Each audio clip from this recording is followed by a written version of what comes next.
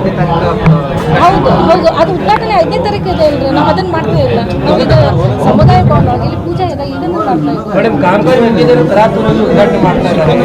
ಹೀಗೆ ಮಾಡೋದು ಬೇಡ ಅಂತ ಸರ್, ತರಾತುರಿಯಲ್ಲ ಕೆಲಸ ನಡೀತಾ ಇದೆ. ಆಲ್ರೆಡಿನೂ ಆಗಿದೆ ಸರ್, ಕೆಲಸನೂ ಆಗಿದೆ. ಅದಕ್ಕಾಗಿ ಪೂಜೆ ಇವತ್ತು ಮಾಡ್ತಾ ಇಲ್ಲ, ಕಾಮಗಾರಿ ನಡೆದಿಲ್ಲ. ಹಂಗೆ ಮಾಡಿದ್ರೆ ಮಹಾರಾಜರಿಗೆ ಅಪಮಾನ ಮಾಡಿದಂಗೆ ಆಗುತ್ತೆ. ಯಾಕೆ ಮಾಡ್ತಾ ಇದ್ದಾರೆ ಸರ್? ಕಾಮಗಾರಿ ಎಲ್ಲ ಆಗಿದೆ, ಯಾವ್ದು ಉಳಿದಿದೆ ಹೇಳ್ರಿ? ಕಾಮಗಾರಿ ಹೊರಗಡೆ ಅಂದ್ರೆ ನೋಡ್ರಿ, ರೋಡ್ ಪಬ್ಲಿಕ್ ಅದ, ಅದನ್ನೆಲ್ಲ ಇದು ಆದ್ಮೇಲೆ ಅಲ್ಲಿಂದ ಮಾಡ್ಬೇಕಲ್ರಿ. ಹೊರಗಡೆ ಇಲ್ಲ, ಹೊರಗಡೆ ಮಾಡ್ಕೊಂಡು ಒಳಗಡೆ ಮಾಡೋಕ್ಕಾಗತ್ತೆ ಇಲ್ಲಲ್ಲ.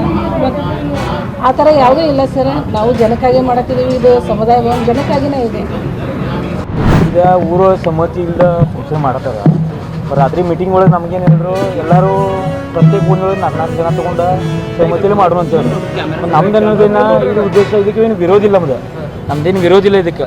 ಈಗ ನಾನು ಒಂದು ತಿಂಗಳು ಪೈಲಾನೆ ನಮಗೆ ನಾವು ಒಂದು ತಿಂಗಳು ಇರ್ತಾ ಪೈಲ ಹೇಳಿದ್ರಿ ಅಂತೇಳಿ ಅದ್ದೂರಿಯಾಗಿ ಮಾಡ್ತಿದ್ವಿ. ಇದು ಮತ್ತು ಈ ಥರ ಗಡ್ಬಡಿ ಮಾಡೋದಿದ್ರೆ ಏನೈತಿ?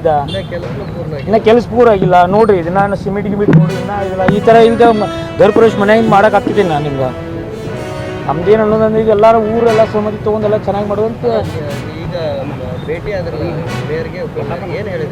ಅವ್ರಿಗೆ ಹೇಳೋದು ನಾವು ಈ ಥರ ನಮ್ಗೆ ನಿನ್ನೆಲ್ಲ ರಾತ್ರಿ ಎಲ್ಲ ಬಂದರು, ಮೀಟಿಂಗ್ ಬಂದರು ಮತ್ತೆಲ್ಲ ಹೇಳೋದು. ಮತ್ತು ಇದಕ್ಕೆ ನೀವು ಅವ್ರಂದ್ರು ಲೆಟರ್ ತೊಗೊಂಡ್ರು. ಅವ್ರು ತೊಗೊಂಡು ಇದಕ್ಕೆ ನೋಡಿ ಮಾತಾಡ್ತೀನಿ ಅಂದರೆ ಮತ್ತು ಇಲ್ಲಿ ನೋಡ್ರಿ ಬಂದು ಗರ್ಭ ಪ್ರವೇಶ ಮಾಡ್ರಿ. ಅವ್ರು